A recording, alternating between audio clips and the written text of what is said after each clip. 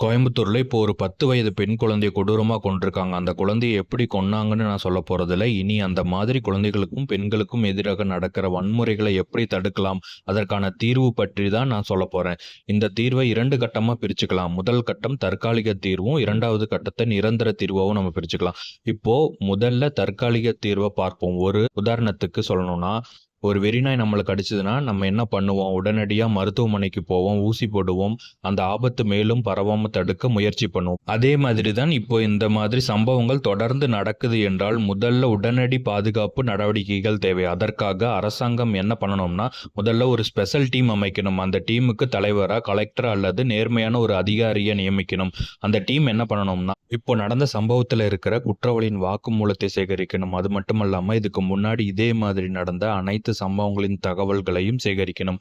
அதுக்கப்புறம் ஒவ்வொரு சம்பவமும் எந்த மாதிரியான இடத்துல நடந்தது என்று தனியாக பிரிக்கணும்.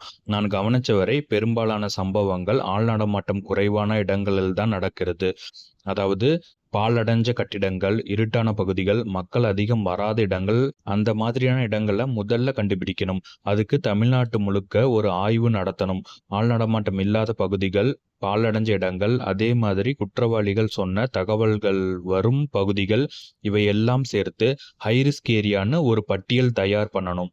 அந்த பட்டியல் தயாரானதுக்கு அப்புறம் ஒவ்வொரு மாவட்டத்திலும் அந்த பகுதிகளை தனியாக தேர்வு பண்ணணும்.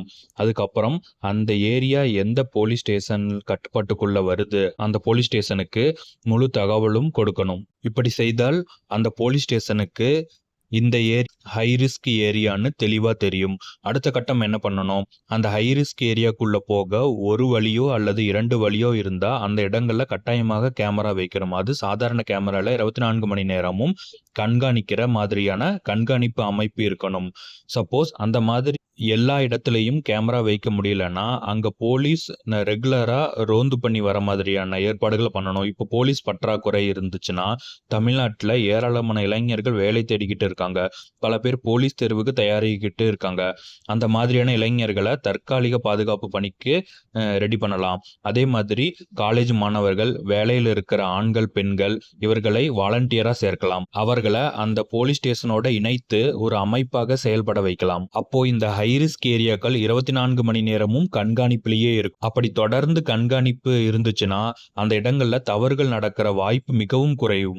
இதுதான் முதல் கட்ட தற்காலிக தீர்வு. இப்ப நான் சொன்னது எல்லாமே அரசாங்கம் செய்ய வேண்டிய விஷயங்கள். ஆனா பெற்றோர்கள் நாம என்ன பண்ணணும்? அது ரொம்ப முக்கியம். முதல்ல குழந்தைகள் கிட்ட நம்ம விழிப்புணர்வு ஏற்படுத்தணும். டெய்லி குழந்தைகளோட பேசணும். ஸ்கூலுக்கு போயிட்டு வர குழந்தைகளோட தினமும் பேசணும். இன்று என்ன நடந்ததுன்னு கேட்கணும். யார் கூட பேசின, யாராவது தொந்தரவு பண்ணாங்களா, யாராவது புதுசா பேசினாங்களா, இப்படி தினமும் கேட்டு பேசணும். அதே மாதிரி யார் கூட போகணும், யார் கூட போகக்கூடாது அப்படின்னு தெளிவா சொல்லி கொடுக்கணும். யாராவது தெரியாத நபர் வந்தா சாக்லேட் கொடுத்தா, கிஃப்ட் கொடுத்தா, வாங்கன்னு கூப்பிட்டா அவங்களோட போகக்கூடாது என்று குழந்தைகளுக்கு புரிய வைக்கணும். சேஃபா விளையாடணும், தனியா போகக்கூடாது, அவசரம்னா உடனே வீட்டுல சொல்லணும். இப்படி அடிப்படையான பாதுகாப்பு விஷயங்களை சொல்லி கொடுக்கணும். அதே மாதிரி யாராவது திடீர்னு வந்து கூப்பிட்டாங்கன்னா அல்லது எங்காவது வர சொன்னாங்கன்னா உடனே போகக்கூடாது என்று குழந்தைகளுக்கு கற்றுக் கொடுக்கணும். முடிஞ்ச அளவுக்கு குழந்தைகள் வெளியே போகும்போது ஒரு பெரியவர்கள் கண்காணிப்புல இருக்கிற மாதிரியான சூழ்நிலையை உருவாக்கணும். இது இப்போ காலத்தின் அவசியமா மாறிடுச்சு. அதே மாதிரி பெண்களாக இருந்தாலும் முடிஞ்ச அளவுக்கு பெப்பர் ஸ்ப்ரே மாதிரி தற்காப்பு பொருட்களை வைத்துக்கணும். அதே மாதிரி 2 பேர் 3 பேர் சேர்ந்து போற மாதிரி பாதுகாப்பு இருக்கணும். இதை சொல்றதுக்கே கொஞ்சம் கஷ்டமா தான் இருக்கு. ஆனா இப்போ இருக்கிற சூழ்நிலை அப்படித்தான் இருக்கு. அதனால இப்போதைக்கு தற்காப்பு ரொம்ப முக்கியம். குழந்தைகளும் பெண்களும் இந்த மாதிரி பிரச்சனைகளில் சிக்கக்கூடாதுன்னு இந்த தற்காலிக பாதுகாப்பு நடவடிக்கைகளை கண்டிப்பாக பின்பற்றதான் ஆகணும். இப்ப நான் இதுவரைக்கும் சொன்னது எல்லாமே முதல் கட்ட தீர்வு, அதாவது தற்காலிகமான தீர்வு. ஒரு உதாரணத்தோட சொல்றேன். ஒரு வெறிநாய் நம்மளை கடிச்சதுன்னா நம்ம என்ன பண்ணுவோம்? உடனே டாக்டர்கிட்ட போவோம், இன்ஜெக்ஷன் போடுவோம், ரெகுலரா செக் பண்ணுவோம், ஆபத்து பரவாம தடுக்க முயற்சி பண்ணுவோம். இப்ப நாம இதுவரைக்கும் பார்த்து அதுதான். ஆனா இதை எத்தனை நாள் பண்ணிக்கிட்டே இருப்போம்? இன்று ஒரு நாய் கடிக்கும், நாளை இன்னொரு நாய் கடிக்கும். இப்படி தினமும் கடிச்சுக்கிட்டே இருந்தா இன்ஜெக்ஷன் போட்டுக்கிட்டே இருக்க முடியுமா? முடியாது. அப்பதான் 2வது கட்டம் முக்கியம். அதுதான் நிரந்தர தீர்வு. அதாவது வெறிநாய் இருக்கக்கூடாது. அந்த வெறிநாயை சாதாரண நாயாக மாற்றணும். அதற்கு என்ன பண்ணணும்? அதற்காக ரிசர்ச் தேவை, ஆராய்ச்சி தேவை, R&D தேவை, ஒரு சயின்டிஸ்ட் குழு அமைக்கணும். இந்த மாதிரி குற்ற மனநிலை ஏன் உருவாகுது? எதனால சில மனிதர்கள் இப்படி மாறுறாங்க? அதுக்கான காரணம் என்ன? அப்படின்னு ஆழமா ஆய்வு பண்ணணும். குழந்தை பருவ சூழ்நிலை காரணமா, சமூக பாதிப்பா, போதை பழக்கமா, மனநல பிரச்சனையா, எதனால இந்த மாதிரி குற்ற மனநிலை உருவாகுதுன்னு கண்டுபிடிக்கணும். அதுக்கப்புறம் அதை சரி செய்ய கல்வி மூலமா, கவுன்சிலிங் மூலமா, சட்டம் மூலமா, சமூக மாற்றம் மூலமா ஒரு நிரந்தர தீர்வை உருவாக்கணும். ஏன்னா இப்போ ஒவ்வொரு தடவையும் இந்த மாதிரி சம்பவம் நடந்தா நம்ம கோபப்படுறோம், இது நடக்கக்கூடாதுன்னு சொல்றோம். ஆனா திரும்ப திரும்ப நடந்துகிட்டே தான் இருக்கு. அப்போ இது உண்மையிலேயே நிற்கணும்னா நம்ம தற்காலிக தீர்வுல மட்டும் நிற்கக்கூடாது, நிரந்தர தீர்வை நோக்கி போகணும். அதுதான் இந்த சமூகத்துக்கு உண்மையான பாதுகாப்பு கொடுக்கும். 2வது கட்டம் நிரந்தர தீர்வு.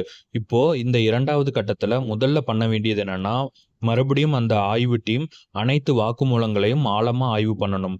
அந்த குற்றத்தை செய்த நபர்கள் எந்த மாதிரியான சூழ்நிலையில் இருந்தாங்க, எதனால அந்த மனநிலைக்கு போனாங்க, என்ன காரணத்தால அந்த தவறை செஞ்சாங்க அப்படிங்கிற விஷயங்களை தனியா பிரித்து பார்க்கணும். ஒருத்தர் முன்விரோதத்தால் செய்திருக்கலாம், ஒருத்தர் போதையில் செய்திருக்கலாம், ஒருத்தர் மனநல பாதிப்பால செய்திருக்கலாம். இப்படி ஒவ்வொரு காரணத்தையும் டேட்டாவாக தனியாக சேர்க்கணும். அப்பதான் இந்த பிரச்சனைக்கு மூல காரணம் என்னன்னு தெளிவா புரியும். உதாரணத்துக்கு ஒரு பெரிய அளவில் போதைப் பொருள் பயன்படுத்தினதுக்கு அப்புறம் இந்த மாதிரியான குற்றங்கள் நடந்திருக்கு என்ற தகவல் வந்துச்சுன்னா, அப்போ அந்த போதைப் பொருள் முற்றிலுமா கட்டுப்படுத்துறதுக்கு அரசாங்கம் கடுமையான நடவடிக்கை எடுக்கணும். கஞ்சா காரணம்னா கஞ்சா இல்லாத சமூகத்தை உருவாக்கணும். அதுக்கு சப்ளை எங்கிருந்து வருது, யார் விற்கிறாங்க, யார் பரப்புறாங்க, இதையெல்லாம் கட்டுப்படுத்தி முழுமையாக ஒழிக்கிற அளவு ஆக்ஷன் எடுக்கணும். அதே மாதிரி எந்த காரணம் அதிகமாக இருக்குதோ அந்த காரணத்தை வேர் முதல் சரி செய்யணும். ஏன்னா ஒரு மரத்தின் இலைகளை வெட்டினால் மட்டும் போதாது, அதோட வேர் என்னன்னு கண்டுபிடிக்கணும். அப்பதான் இந்த மாதிரியான குற்றங்களை நிரந்தரமாக குறைக்க முடியும். இப்ப நான் சொன்னது எல்லாமே அரசாங்கம் செய்ய வேண்டிய விஷயம். ஆனா இதுக்கப்புறம் மக்களாகிய நாம ஒரு பெரிய பொறுப்பு எடுத்துக்கணும். சமூகத்தில் இருக்கிற நாம என்ன பண்ணணும்? ஒவ்வொரு ஆண் குழந்தைக்கும் சின்ன வயசுல இருந்தே ஒரு விஷயத்த சொல்லி வளர்க்கணும். பெண்களை மதிக்கணும், அவர்களை சமமாக பார்க்கணும், பெண்களுக்கு எதிரான எந்த ஒரு வன்முறையும் தவறு அப்படின்னு தெளிவா சொல்லி கொடுக்கணும். அது ஒரு பாடமா மட்டுமில்ல, ஒரு பழக்கமா மாறணும். ஏன்னா ஒரு குழந்தை எப்படி வளர்க்கப்படுதோ அதுதான் பின்னாடி அவனோட குணமா மாறும். அதனால பெண்களை கேலி பண்ணக்கூடாது, துன்புறுத்தக்கூடாது, அவர்களை பலவீனமா நினைக்க கூடாது அப்படிங்கிற மரியாதையை சின்ன வயசுல இருந்தே மனசுக்குள்ள விதைக்கணும். அதே மாதிரி ஆண் குழந்தைகளும் பெண் குழந்தைகளும் ஈக்குவல்னு சொல்லி கொடுக்கணும். ஒருத்தரை ஒருத்தர் மதிக்கணும் என்று கற்றுக் கொடுக்கணும். அப்பதான் அவர்களுடைய மனதிலேயே இந்த மாதிரியான தவறான எண்ணங்கள் உருவாகாமல் இருக்கும். ஏன் சட்டம் மட்டும் ஒரு சமூகத்தை மாற்றாது, வளர்ப்பு தான் மாற்றும். ஒரு நல்ல சமுதாயத்தை உருவாக்கணும்னா முதல்ல நல்ல மனசுகளை உருவாக்கணும். அது வீட்டிலிருந்து தான் ஆரம்பிக்கணும். இன்று நாம குழந்தைகளுக்கு சரியான மதிப்புகளை கற்றுக் கொடுத்தோம்னா நாளைக்கு இந்த மாதிரியான பிரச்சனைகள் கண்டிப்பாக குறையும். முதல் கட்டமான தற்காலிக தீர்வையும் 2வது கட்டமான நிரந்தர தீர்வையும் சரியாக நடைமுறைப்படுத்தி ஒரு சமூக மாற்றத்தை கொண்டு வந்ததுக்கு அப்புறம் ஒரு குறிப்பிட்ட காலம் கழித்து நம்ம மறுபடியும் ஆய்வு பண்ணணும். இந்த மாதிரியான குற்றங்கள் குறைந்திருக்குதா, பெண்களுக்கும் குழந்தைகளுக்கும் எதிரான வன்முறைகள் நின்றிருக்குதா அப்படின்னு சரிபார்க்கணும். ஒருவேளை இந்த மாதிரியான சம்பவங்கள் கணிசமாக குறைந்திருக்கு அல்லது நடக்கவே இல்லை அப்படின்னா முதல் கட்டத்தில் சொன்ன அந்த அதிகப்படியான பாதுகாப்பு நடவடிக்கைகளை மெல்ல மெல்ல குறைக்கலாம்.